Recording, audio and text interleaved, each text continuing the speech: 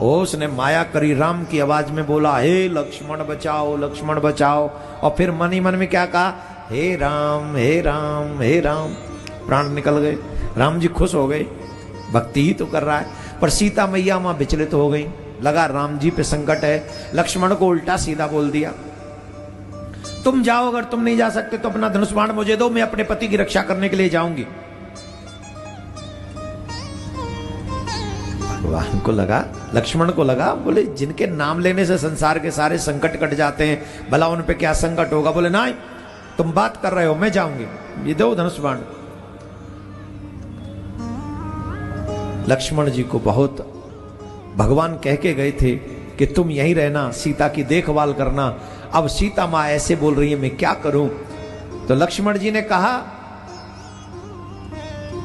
अच्छा माता मैं जाता हूं। लक्ष्मण ने एक रेखा खींची, लक्ष्मण रेखा। अच्छा माता मैं जाता हूं, तुम रेखा के भीतर रहना, मैं रहा आपकी आज्ञा में, आप कुटिया के भीतर रहना। पर मां ध्यान रखे, जो रेख उल्लंघन करके इस परम कुटी में आएगा, है आन उसे ये लक्ष्मण की जलकर भस्म हो जाएगा, वो यही भस्म हो जाएगा। मर्यादा की लक्ष्मण रेखा जब जब लांघते हैं तब तब जीवन में विपत्ति आती है, चाहे वो स्त्री हो या पुरुष। कभी भी मर्यादा की लक्ष्मण रेखा क्रॉस नहीं करनी चाहिए।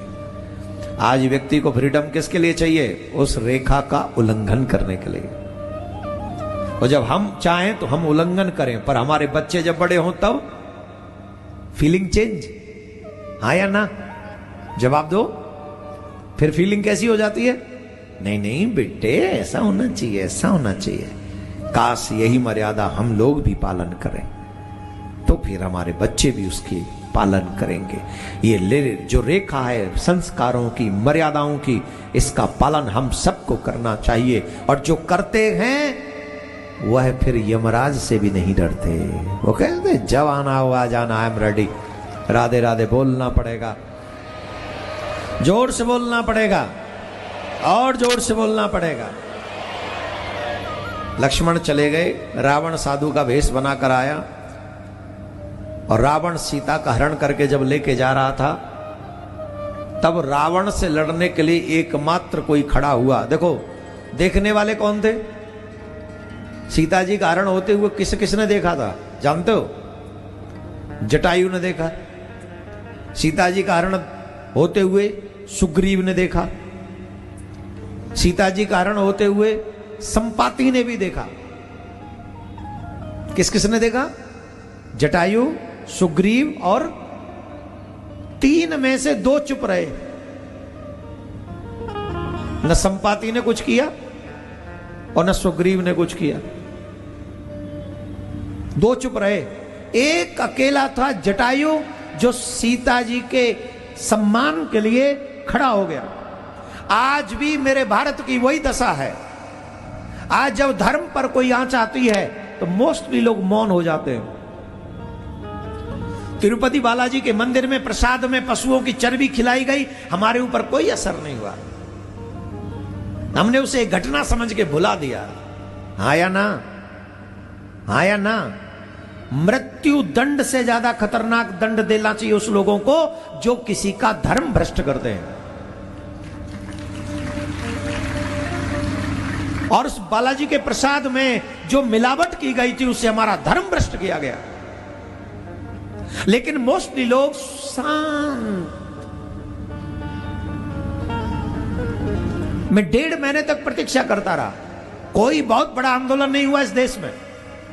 तब जाके 16 नवंबर हुआ इस देश में, तब जाके धर्म संसद लगी इस देश में, तब जाके सनातन बोर्ड की मांग उठी इस देश में, तब जाके कहा गया कि दोषियों को सजा मिले इस देश में। किसी अन्य धर्म के व्यक्ति के साथ में कुछ भी होता है, तमाम हिंदू, दोगले हिंदू आके खड़े हो जाते हैं, उनके लिए रोने के लिए खड़े हो जाते हैं। लेकिन हिंदुओं का मंदिर तोड़ दो, कोई नहीं बोलेगा। हिंदुओं के धर्म को भ्रष्ट कर दो, कोई नहीं बोलेगा। हिंदुओं के भगवान के भोग में पशुओं की चर्बी मिला दो, कोई नहीं बोलेगा। क्यों? हम मनुष्य नहीं है, हम मानव नहीं है, हमें संवैधानिक अधिकार नहीं है? हमारी पूजा पाठ की रक्षा करने का अधिकार हमें नहीं है? अगर है तो गुनहगार अभी तक बाहर क्यों घूम रहे? अगर है तो मंदिर क्यों तोड़े जा रहे हैं? एक बात बताइए, 1978 में जब संभल में इतने बड़े कांड हुए जो आजकल टीवी पे आ रहे हैं, तब कोई सरकार नहीं होगी? बोलो, नहीं होगी सरकार? तब किसकी सरकार होगी? तब पत्रकार नहीं होंगे? तब मीडिया नहीं होगा? जो बांग्लादेश में हुआ हो रहा है, जो पाकिस्तान में हुआ, जो कश्मीर में हुआ, वो उत्तर प्रदेश में भी हो चुका, संभल में। और तुम कब जगोगे? जब दिल्ली में होगा। बोलो, कब जगोगे?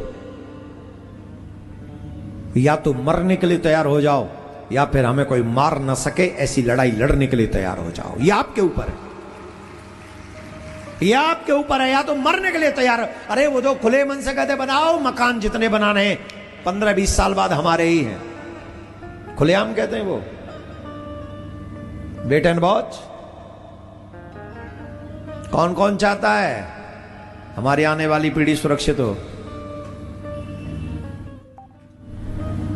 सनातन बोर्ड मांगो, जो भी वोट मांगने आए सनातन बोर्ड मांगो।